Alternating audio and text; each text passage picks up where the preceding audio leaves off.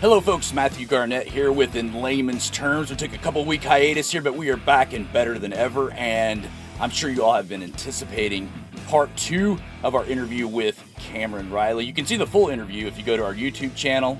That's where we just live streamed it right onto our YouTube channel, so you can see the video in its entirety, and we are just bringing you a couple of parts of that, and we very much appreciate Cameron coming on to do that. He is the writer, producer, and the host of Marketing the Messiah, which we critiqued a few weeks ago. He commented on a YouTube video of ours, and I was able to get him on the program for an interview, and it was great. We actually are looking forward to doing some more with Cameron sometime in the future. Before we get to the interview with Cameron, let me remind you to go to laymanstermsradio.org.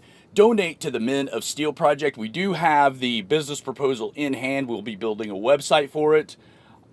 And we want you, our listeners, to keep donating to the project, because at this point you're donating to the guys' training to teach them how to drive trucks so they can get out of that prison to street to prison cycle. We're helping to reduce what they call recidivism, which is when men come out of prison, they get comfortable with that lifestyle sometimes, and they just don't know anything else. So they figure, well, I'll just commit another crime and go back to prison where I feel at home. And we're trying to get them out of that cycle and give them a fresh start. So please donate to the Men of Steel Project at laymanstermsradio.org, and look forward to the website coming out. If you know some venture capitalists, you know some folks that are into donating to this sort of thing, we don't need a lot. It's about $500,000. Now that might sound like a lot, but for an investment like this that guaranteed is going to really turn a profit and be able to stay afloat very easily, it's not hard to make money driving trucks. If I can teach some guys to drive trucks, we can stay safe. That'll be a big key. Then we'll be able to do this. So a $500,000 investment is not a lot, really, even for in charitable terms, especially here in America. It might, again, it sounds like a lot, but it's really not a big deal when it comes to these sorts of things. So if you know folks that have foundations or whatever else, you've got some suggestions for that, we'd be glad to hear from you on that. We'll be coming out with emails and different things that you guys can give suggestions to us about that. So anyway, laymanstermsradio.org. Keep donating to the Men of Steel Project, and see we can get this thing going sometime before I die. All right. Again, we've got Cameron Riley of Marketing the Messiah. Part 2 of our interview. Want to get as much of this in as I possibly can. Again, you can watch the interview in its entirety at our YouTube channel, but I want to get as much in here on the audio podcast as we possibly can. And so, without gilding the lily any further, here we go with Cameron Riley of Marketing the Messiah. Really know what happened. So all we can do is try and infer from what we have about what might have been going on. I don't have definitive evidence that Peter and James were behind this other community. You don't have definitive evidence that they weren't. All we can do is say, well, what seems like a realistic scenario here? To me, the most realistic, and you obviously disagree, and that's fine. But to me, the most realistic scenario here is Peter and James were sending people out from time to Paul's community saying, don't listen to this guy. He's a fruitcake. He's just making shit up. He didn't even know Jesus. We knew Jesus. This guy didn't even know Jesus. We don't know what's going on with him. But if you want to be part of our community, you need to do these things. Jesus was a Jew. We're Jews. This is a Jewish thing for Jews. Don't listen to this guy. That seems to be the easiest reading of this for me. But, you feel free to disagree. Well, I'm not disagreeing with you. The text. And by the way, this isn't my view. That's the point of the film. This is why I had half a dozen PhD level New Testament scholars in the film, biblical scholars. This is the view of mainstream biblical scholarship. This isn't my view. I'm not a biblical scholar.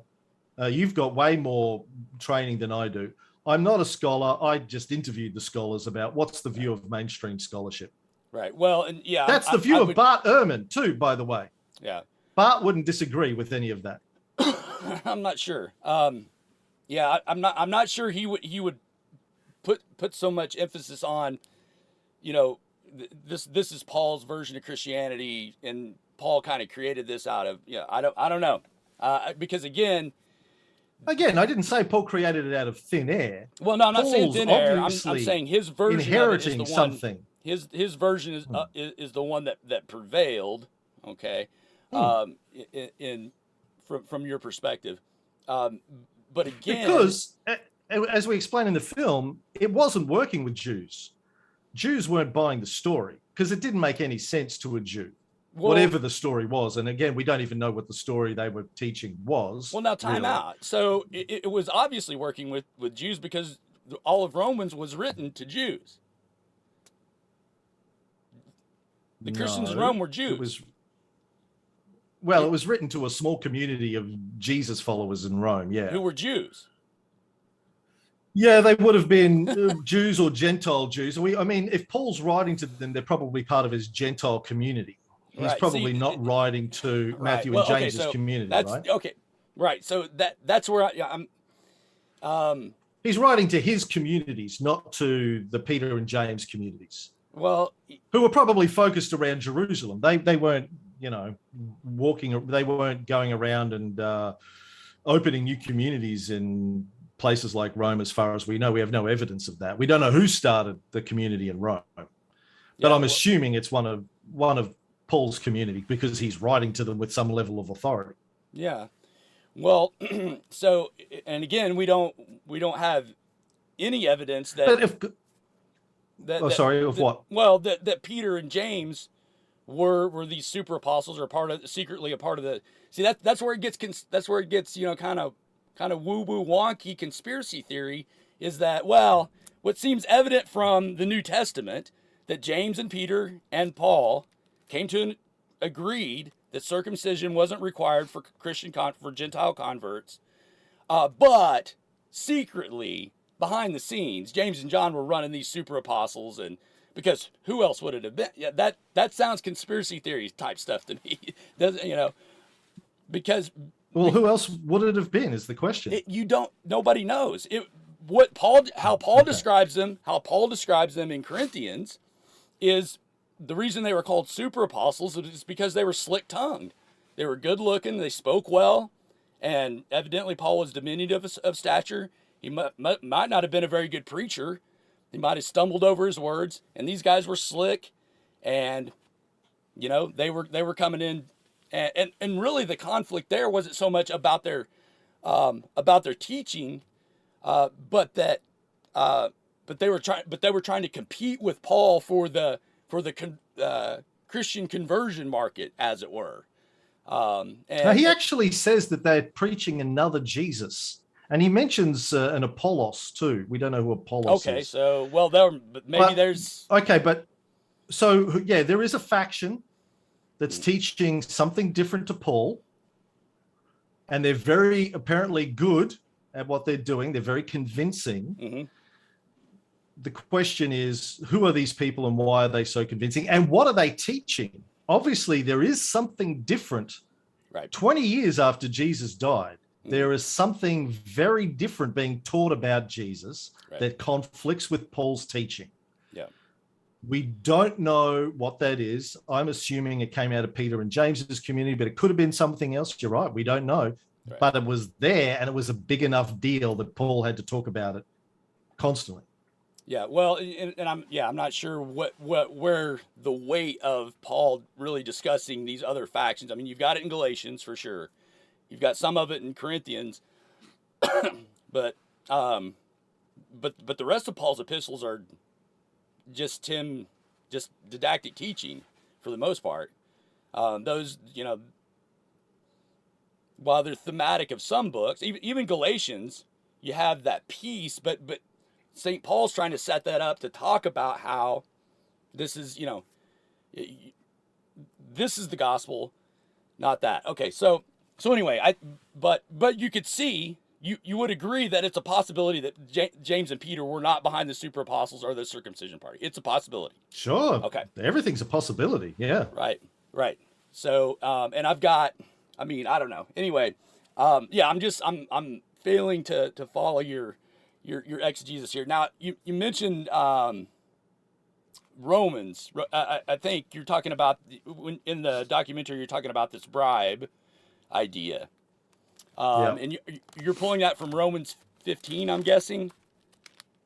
Is that how you I say don't it? remember the verse, man, Okay. but Well, that's pull what. it Yeah, up I'm for just me. trying to. Well, I think one of the guys in the film mentioned Romans, and I thought, okay, well, let's see. The only thing I know in Romans where they talk about, yeah. Let's see.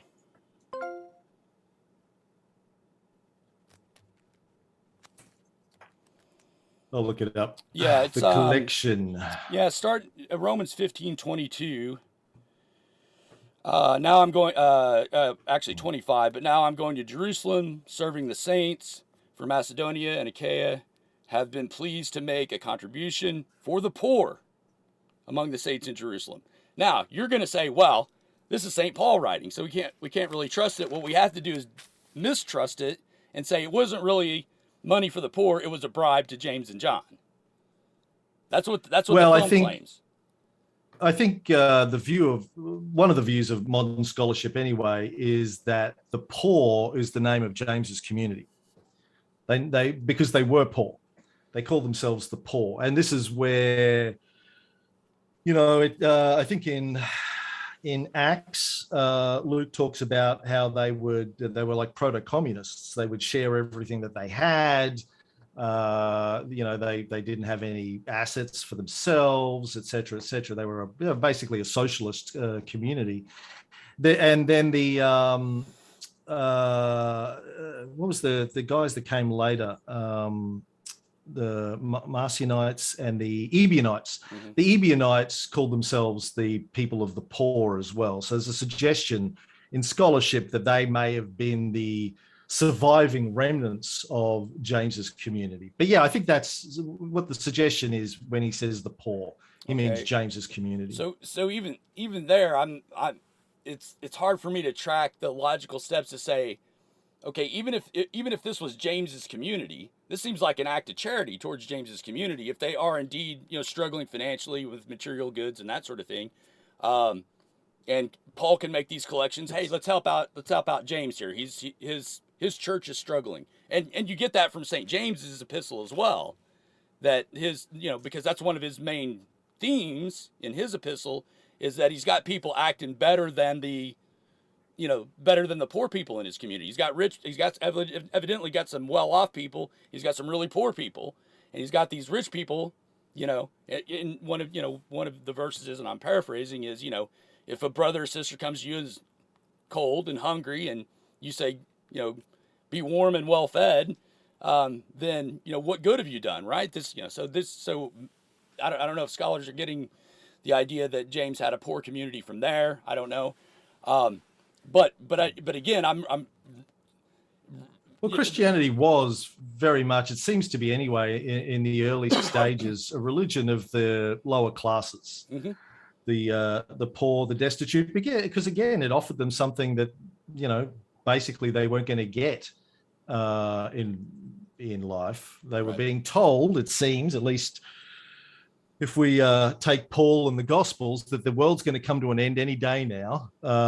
And if you're one of the faithful, when the end of times comes, you're going to go to eternity in paradise and that kind of stuff. So it doesn't matter if you have nothing right now and your life sucks. It's brutal.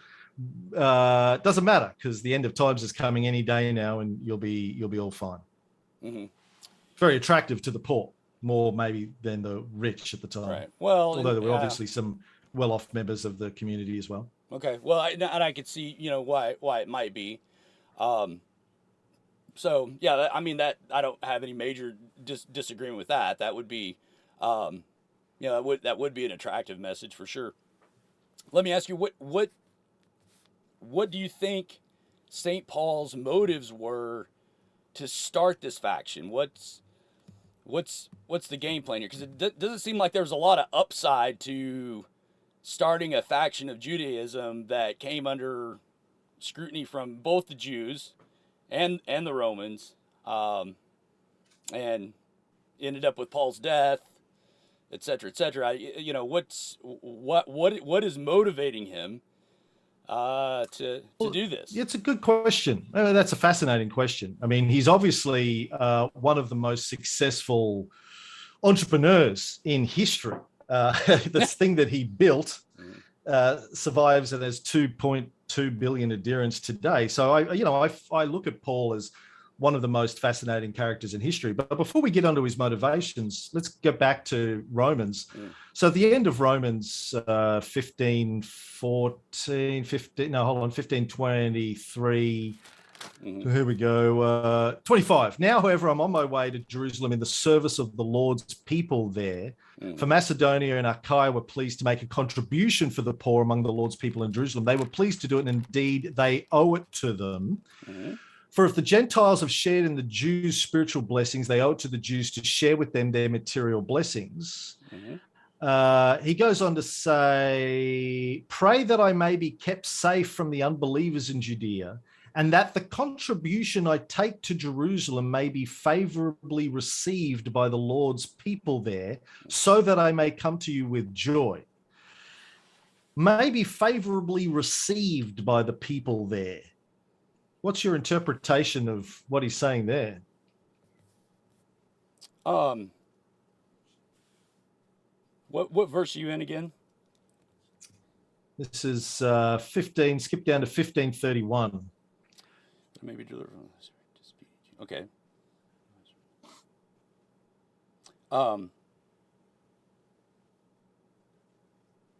Well,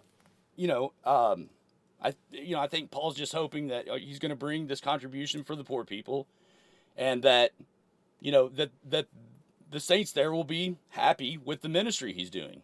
I don't see that's the plain reading of it. That I may be delivered from those who are disobedient in Judea. Okay, it's pretty clear that the Jews were. From if we take Acts seriously, that the Jews were persecuting Christian preachers, including Peter, and so that I think that's who he's referring to there, and that his service for Jerusalem, that this gospel that he has, that he refers to in verse 27, that he's indebted to them for their teaching, and that he was a faithful servant to the message. That's really seems what he's hoping for there. I don't know what version you're reading, but I'm looking at the NIV, and it says, and that the contribution I take to Jerusalem may be favorably received by the Lord's people there. Not my preaching, the contribution that I take. I'm reading the which, now, it sounds to me, one way of translating that is that it's a payment, a franchise, a bribe, whatever you want to call it.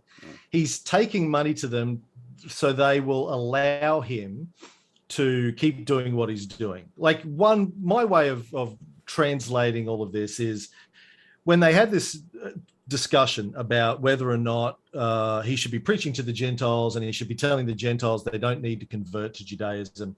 They basically said, look, as long as you keep bringing us money, it's fine. Go do what you want to do.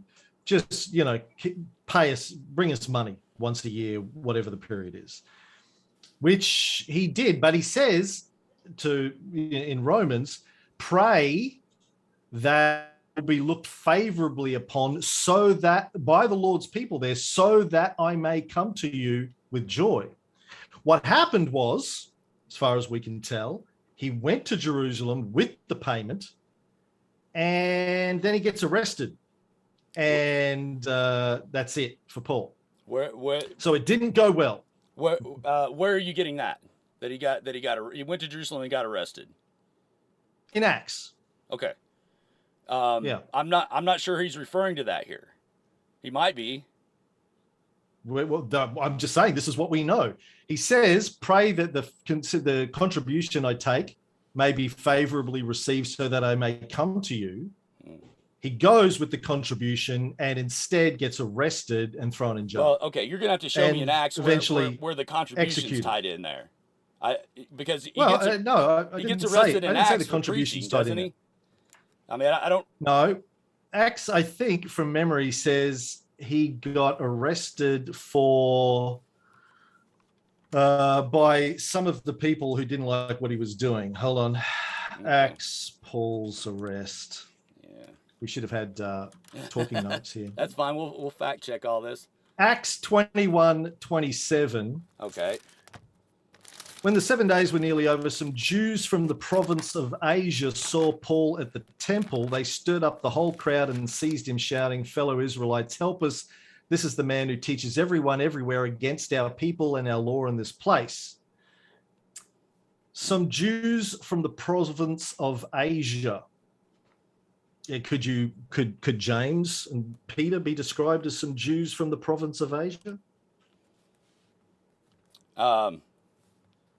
Coincidence? I don't think so. Okay. All right. So verse 27, when the 7 days were almost over, the Jews from Asia, upon seeing him in the temple, I don't see how you could say that James and Peter were from Asia. I mean, that's a pretty distinct region from Palestine. Not to the Romans.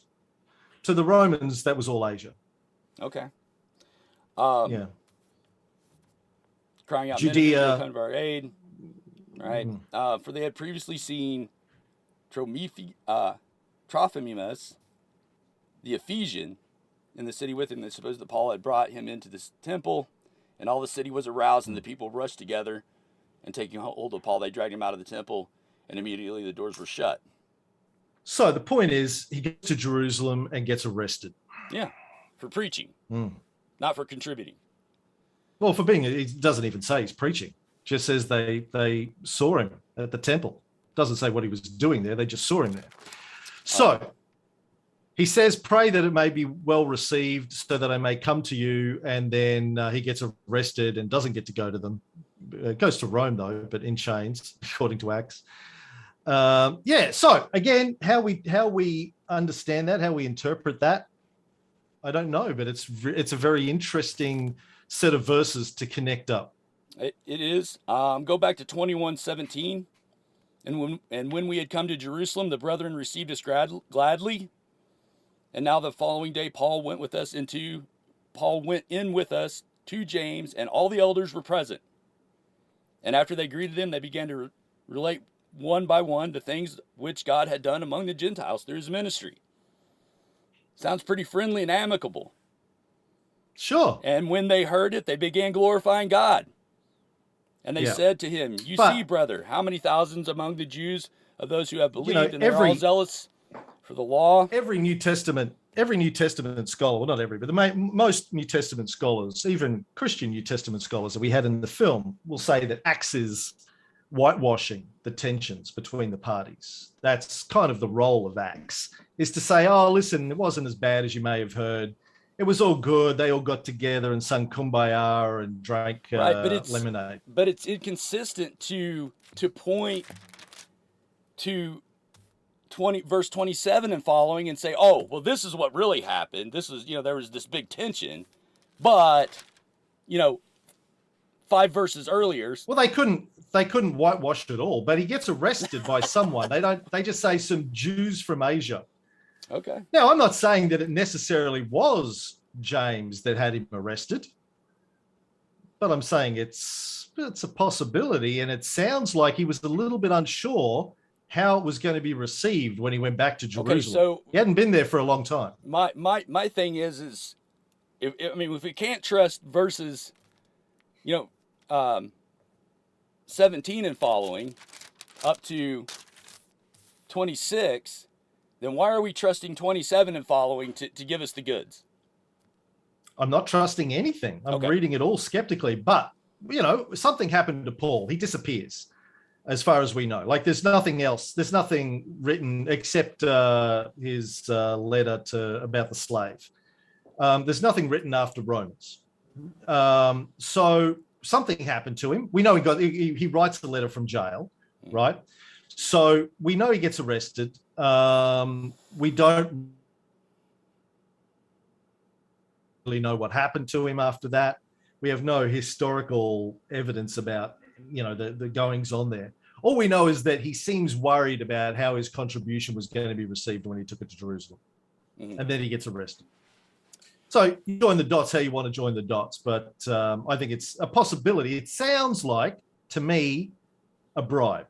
You can translate it in another way if you choose, but it sounds something fishy going on there. Okay. Well, what sounds fishy to me is why we would trust parts of it. That's another kind of what was rubbing me the wrong way. We don't trust any of it. I don't. Anyway, okay. I read it all as, these are documents, self-serving documents written by people and communities to justify what they're doing, to explain, justify. It's a narrative for the community about, how did we get here? What are we doing? Why are we doing this? Particularly, they weren't very popular when these books were being written. So, and these weren't written as books, obviously, for people to read, because no one could read. These people were illiterate. Christian communities were mostly illiterate. They were written to, to be spoken about in their little gatherings and that kind of stuff, to educate the small communities about, how did we get here and what are we doing and what's this all about? Okay. Let me go back to, and then if you don't mind, I want to jump to some of the stuff you guys had to say about the Gospels and whatnot. To Paul's motive again, and maybe his mindset. Now, Ehrman himself will say that none of this was made up. They especially concerning the resurrection, that that something occurred. No, in fact, sorry, this is my wife bringing me a smoothie. Hello. How are you? Nice to see you. What's up? Hi. That's the 7-year-old, I guess. Yeah. Cool. Well, in fact, no, Ehrman doesn't say that at all. Ehrman says everything is made up. We can't believe, there's not a word in the Gospels that Jesus really said. We don't know anything about what he did or what he said. The one thing that Ehrman does believe happened, but outside of that, he says we really don't know anything about what happened. None of it's reliable. Well, nah, I'm not sure. So if you've read How Jesus Became God, right? I believe it's been a while, but okay. Yeah. Well, pull that back out, and I believe it's chapter 5, where he explicitly says that. So in other words, you would say that St. Paul made this up, created this faction, and St. Paul knew that this was all lies, what he was doing, and he was just doing this for I don't know what. No, I've never suggested that at all. Okay, so that's what I'm trying to drive at is what is motivating Paul to do all this, to take all these risks, and to basically create a new religion in the Roman Empire, which is pretty dangerous in and of itself. Doesn't seem like there was much money in it. No women. He wasn't going to get famous doing this necessarily. It wouldn't have made a lot of sense. And I mean, again, if you trust what Paul wrote, he was a Pharisee.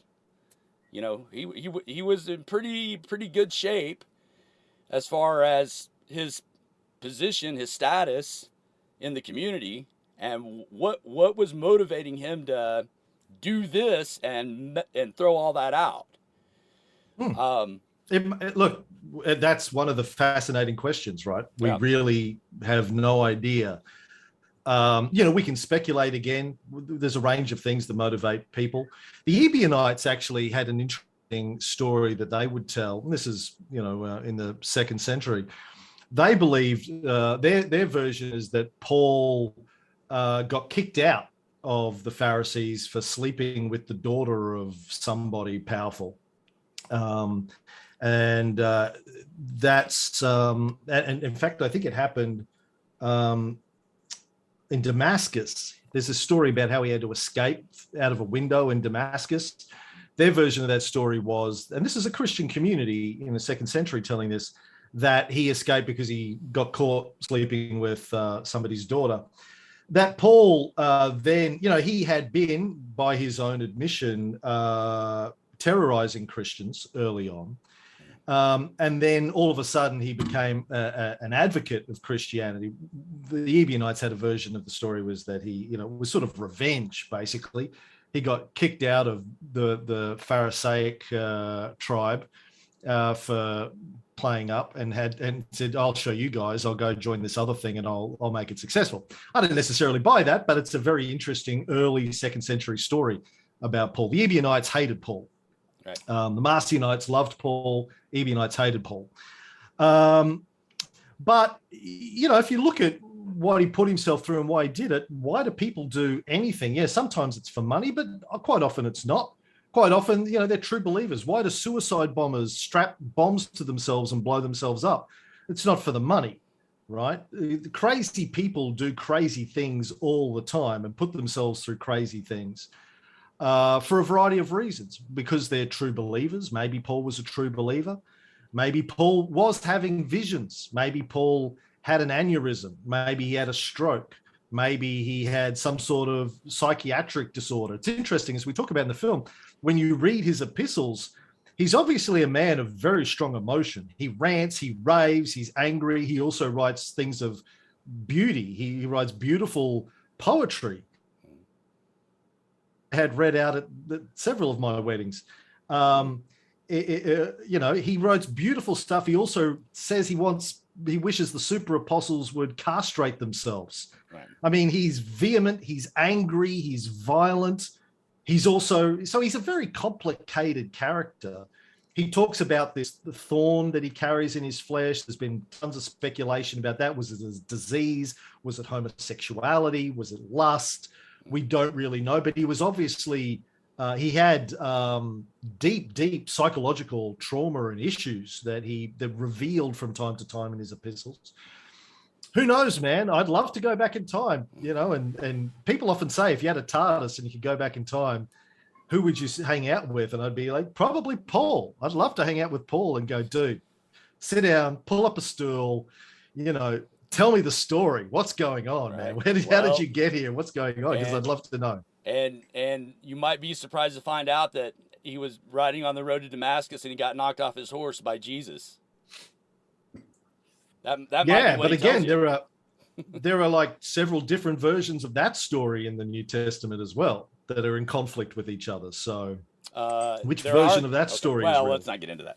Okay. Well, again, I would encourage you go back and read Ehrman, How Jesus Became God. I think it's chapter 5 or 6, if I remember correctly, where he's going to say that we really can't honestly say that anybody he would say Paul was a true believer, that he had encounters with the risen Jesus. Is what he's going to argue in so many words. So I think that's the most honest evaluation of what we have is. Well, hold on. Here's a synopsis of Ehrman's position. This is a blog post 2016 written by some guy called Resurrecting, and a blog called Resurrecting Orthodoxy. He says, when it gets right, he's talking about misquoting Jesus Interrupted, and his most recent book, How Jesus Became God. When it gets right down to it, what Ehrman essentially argues throughout many of his books on Jesus is this. 1, we don't have the original manuscripts of the 4 Gospels. 2, the thousands of copies that we do have all have differences. These are called textual variants. And therefore, 3, you can't really trust anything you read in the New Testament because it is not reliable. That's basically the core thesis of most of his books. Okay, I don't think Ehrman himself would agree with that, because Ehrman. Well, I do, because okay, yeah, that's what I got out of his books as well. I mean, so even so here's the one he wrote about how Christianity. I got all these on audio because I'm a trucker, so I listen to these. And I wish I had the hard copy, but I don't. In the triumph of Christianity, he talks about how Christianity, spread throughout the Roman Empire. Okay, but again, and if you read Did Jesus Exist? He is, that's probably my favorite one of his, because he really puts away this idea like Richard Carrier has, that the whole Jesus story is a complete myth. He completely disagrees with that, and Ehrman believes we have enough from the New Testament documents to get a really good idea of what's going on. He wouldn't discount the whole thing. He would discount some of it, but he wouldn't discount the whole thing as not lending some information to us about what went on.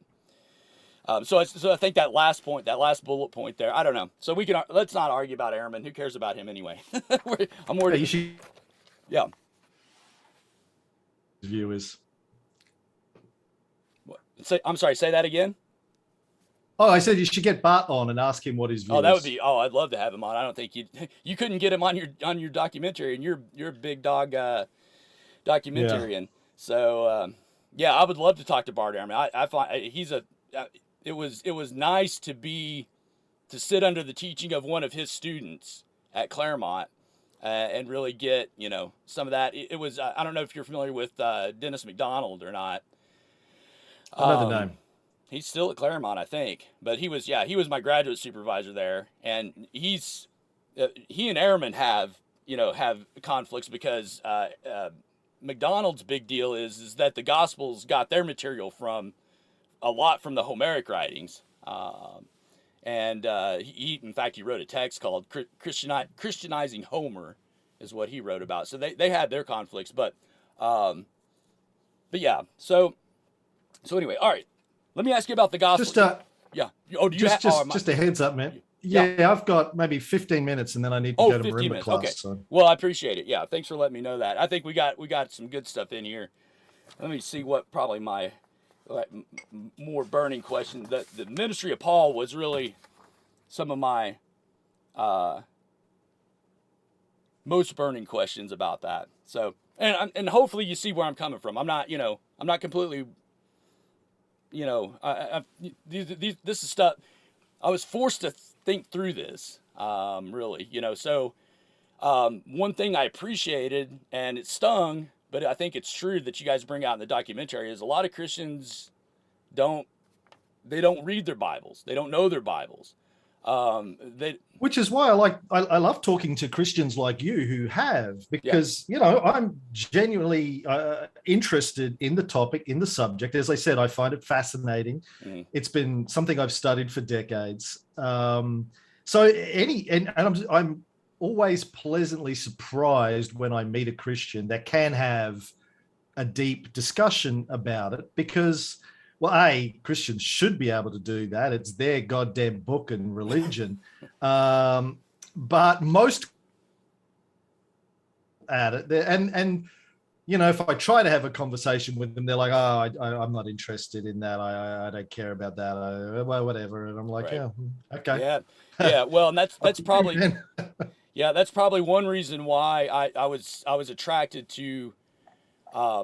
The conservative Lutheran movement's all but disappeared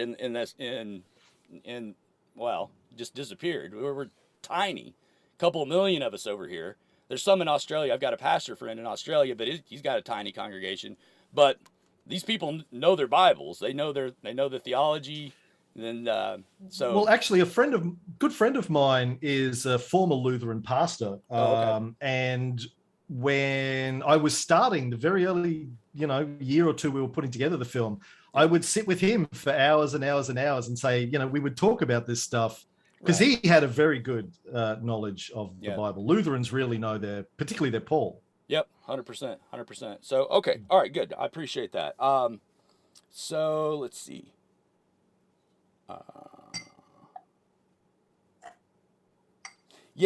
With the gospel. So there's just a technical question. It seems like in some places in the documentary, Paul gets juxtaposed to the Gospels. So in other words, Paul's preaching something completely different than the Gospels are preaching.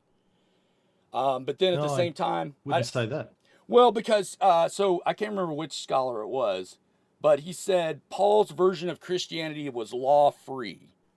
Whereas, and then this is a quote from you, you say if you're not going in the Gospels, according to St. Matthew, if you're not going to the temple, you're not circumcised, you're not eating kosher food, you're doing Jesus wrong.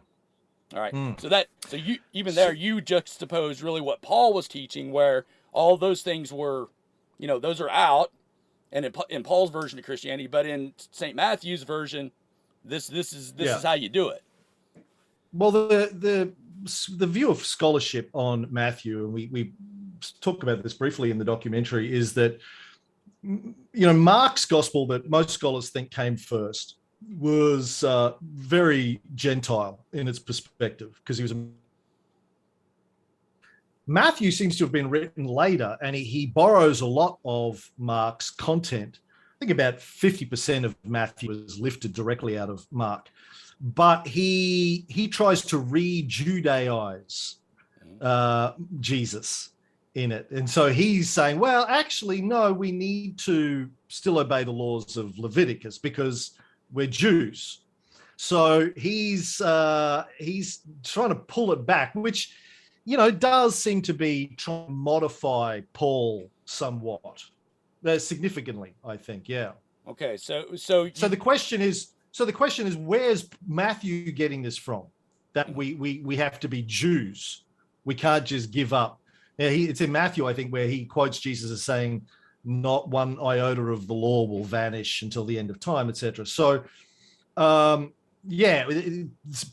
seems to be part of a community that's partly Pauline, but also has remnants of this original, we assume, the Peter and James community, which is trying to keep it as a Jewish thing, but modified Judaism, I guess. Okay. Well, and again, I mean, this might lend more to your. So your contention is that the writer of St. Matthew, and I believe it was St. Matthew. we can discuss authorship at well, again, that's the view of mainstream scholarship is it wasn't. So right. Well, and that's okay. So my question about that is when we talk about mainstream biblical scholarship, all of the conservatives get squeezed out of that somehow. So you wouldn't because they're on the fringe. Fringe. I mean, the fringe of scholarship. Well, okay. So what do you mean they're on the fringe of scholarship? Well, if they're getting squeezed out of the mainstream consensus, then they're taking a fringe view. Okay. Are you? Well, now here's the thing: is you take all the seminary professors and all the divinity school professors from across the nation, or across the world, really, and you stack them up. You're going to have more conservatives than you are liberals, way more. So I don't know what you're talking about. I'm not sure what people mean by consensus, because you take all the scholars from Dallas Seminary, all of them from the Lutheran Church Missouri Synod, which is the faction I'm a part of, the denomination I'm a part of here, et cetera, all the conservative seminaries, there's vastly many more of those than the old divinity schools or the more liberal seminaries like Claremont. So the consensus. I think the consensus is it's derived from reading what is being written about by scholars, and when they get together for their scholarly conferences, which they do every year around the world, right, what the consensus view is at those conferences about these big questions. In all of the books that are published by New Testament scholars, what the consensus view is on mark and priority and authorship of the Gospels, all of these questions, the tensions between Paul and Peter and James. There is a consensus in scholarship. And this is something that I wanted to ask you, if I can. Sure. You talked a lot in the video that I watched about facts being important. Sorry, facts and evidence being important. And one of the questions that I always have is, well, how do we know what the facts are when it comes to something like this? How do we determine what the facts are about, let's say, authorship of the Gospels? What would be your suggestion for how there are obviously a variety of opinions out there about authorship. What's the process by which we land on determining the facts of what's most likely to be true? Let's say that, because we're not going to have any definitive answer here. We just don't have the evidence. But how do we come to a conclusion about what is most likely to be true, do you think? Well, I think for one thing, you don't discount tradition. So St. Matthew's Gospel, for instance, up until modern biblical scholarship, which I would, say started in the 18th, 19th century area, up until that point, you would have been, among anybody who studied Scripture, it would have been crazy to suggest that somebody else besides St. Matthew wrote St. Matthew's Gospel. And you can trace that all the way back to, second, third century church fathers. All right. So that would be where the weight of evidence, in my opinion, would be, is that we this. People also believe that King Arthur was a historical figure up until 50 years ago. I mean, does that mean he was? Well, no, because we can prove that he wasn't. It's recent enough. But we can prove that he wasn't, right? But wasn't. But right. But people believe that he was. Okay, so you're saying that tradition trumps evidence. Well, no. Well, yeah, but what evidence do you have that St. Matthew didn't write his gospel?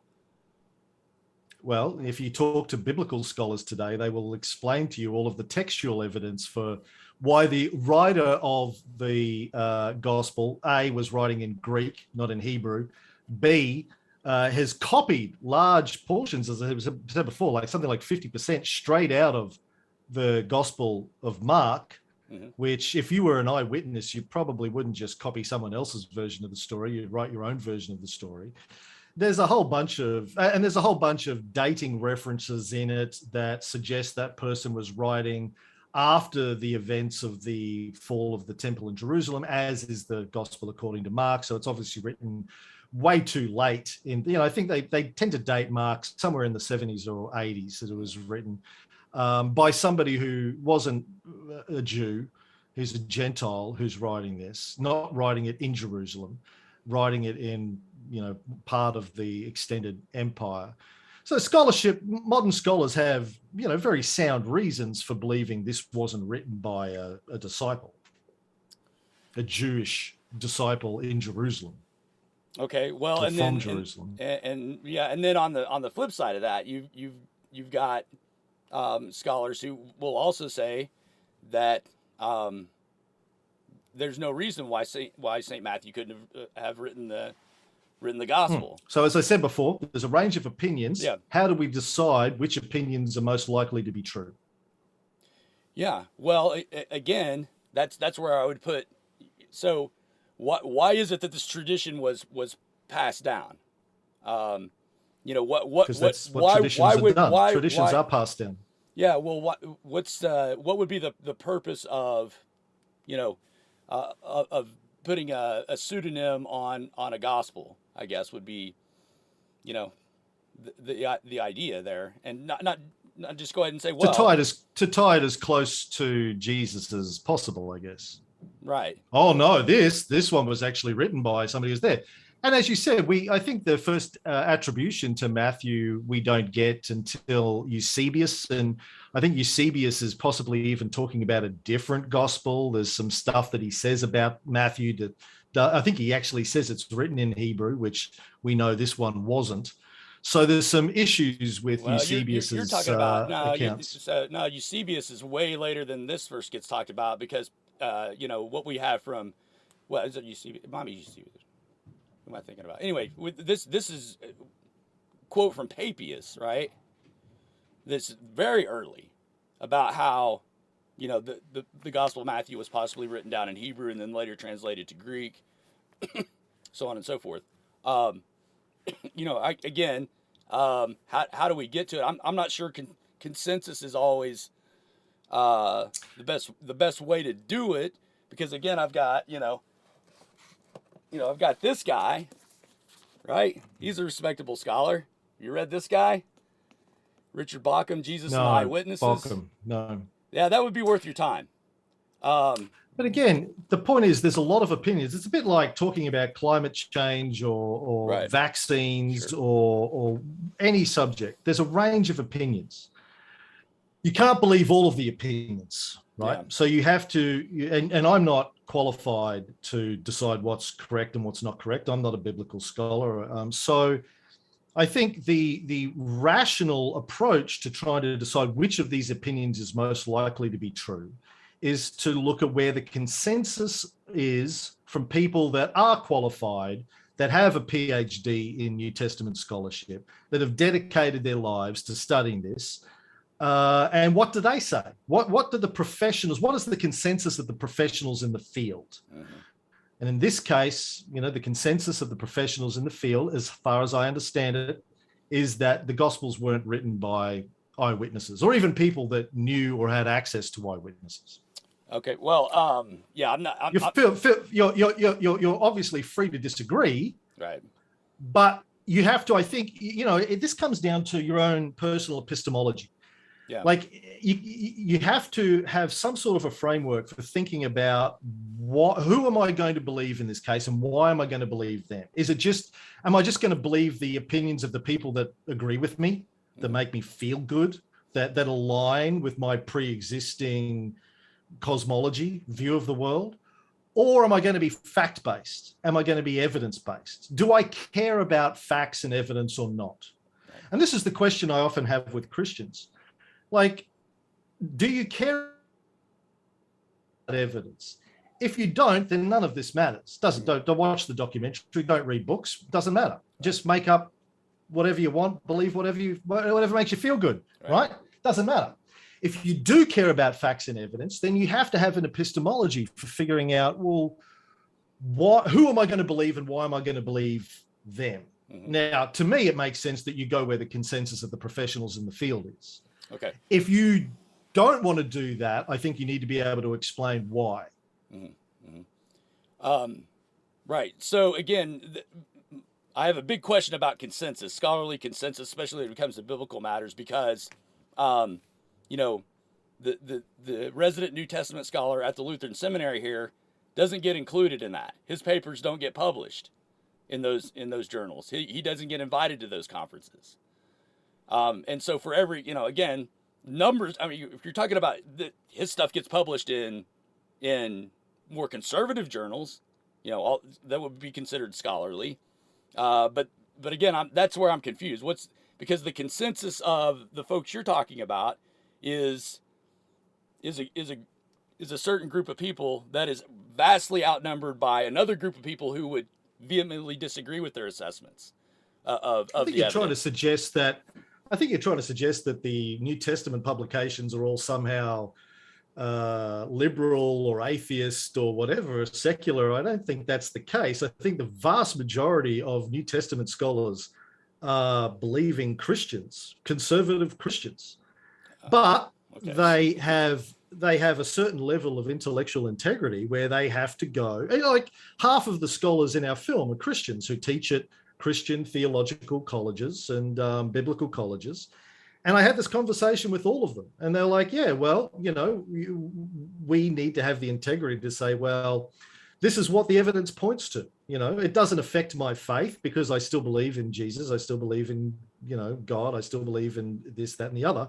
But I have to be honest and say, this is where the evidence points about the authorship of the Gospels. Just because, tradition says one thing doesn't mean that, it doesn't mean that I have to ignore the facts and the evidence. That would be intellectually sloppy. Well, but the tradition is part of is the body of evidence as well. It's not. Why not? Tradition isn't evidence, except evidence of tradition. As I said, people believe the world was flat. People believe the earth was the center of the universe. People believed all sorts of things. That doesn't hold up to modern scientific inquiry, scholarship. Mm-hmm. That plays no role in. Talk to a physicist about the shape of the world. They're not going to say, well, there's several thousand years of tradition that says the world is flat, so we have to give that equal weighting. That's nonsense. Well, no, I think you're comparing apples and oranges there, because when we're looking at particularly something like historical evidence, what Papias might have written in the first century is relevant to what we're discussing here of authorship. That's a relevant piece of evidence. Yeah. If you can track down Papias's sources for why he believed what he believed. Okay. He didn't state what his sources were, and his contemporary said you couldn't believe anything he wrote anyway. He was a crazy person. So even other early church fathers said you can't believe anything this guy writes. He was a nut job. Okay, well, you have to point me to where that's stated, but the thing of it is that one issue I have with this form of analysis is it seems that one side is hyper skeptical of everything coming out of the Christian tradition, including the scriptures, and puts a test of reliability on it that they would not put on any other historical information. I don't think that's true. I think we do that with all historical information. Okay, That's so how we would track be, down history. right. So an example would be that you say that Augustus Caesar was known as the Son of God. Where do you get that? Mhm. What We have surviving documents from the time. Okay, We, and so Arval, and then, we have surviving texts from the Arval Brotherhood that call him things like that. okay, and what's the earliest text we have of those? I don't know, man. You'd have to get me and I'd dig back. But, scholars, when they look at these things, are looking at the authenticity of them, even if they survive, even if they were written later. Is there any reason to believe these have been modified in any way? In terms of the Augustus stuff, yeah, I don't know. I'd have to go back and dig through my records. But like there's no doubt in the minds of historians that Augustus existed, because again, we have contemporary evidence that he existed. We have coins with his likeness on them, and sure. the date. And we have references in the historical literature to what he was called, and perhaps it's even in the Res Gestae, his own last will and testament that was inscribed on the walls all across the empire, and is still inscribed on a wall in Rome today, just across from the mausoleum of Augustus. But yeah, so Christians often try and pull this thing about, well, evidence for Julius Caesar, evidence for Alexander the Great. Historians are just as critical when they're assessing these things as they are of Jesus. We have far more evidence for the existence of Alexander the Great or Julius Caesar or Augustus than we could ever hope of having for Jesus. The criteria is just as harsh. You only have that if you take all of the materials we have from the Christian tradition, including the scriptures, and you put them aside and say these are not reliable. No, we don't. Well, we don't put them aside. We assess the reliability. I don't. Scholars assess the reliability of the sources. That's what we have to do. What else are we going to do? You either trust them completely, or you take a skeptical view and try and assess the reliability of our sources. That's what historians do. Like I do. I've done lots and lots of podcasts on Alexander the Great, Julius Caesar, and all these Caesars, and this. Whenever I'm talking about it, I say, well, look, the earliest sources that we have say this. However, we have to think about the context in which this was written, the political context of the time, the agendas of the authors, who they were saying bad stuff about Caligula and Nero. Well, that's because they were written under the rule of Vespasian, and it was a change of regime, and they had to write negative stuff about it. So we're always trying to assess the historical reliability of these documents. We don't go, well, they said it, so therefore it must be true. That would be inane. No one except Christians do that.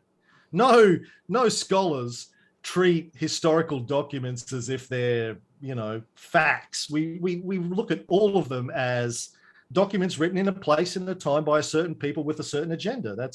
And then we try and figure out what might have been really going on based on what we've received. Right. It's kind of the job. Yeah. Right? And again, I'm not, you have to discount a lot of documents and a lot of sources from Christianity to get to the point where you say we've got more evidence for X historical figure than we do for Jesus. You've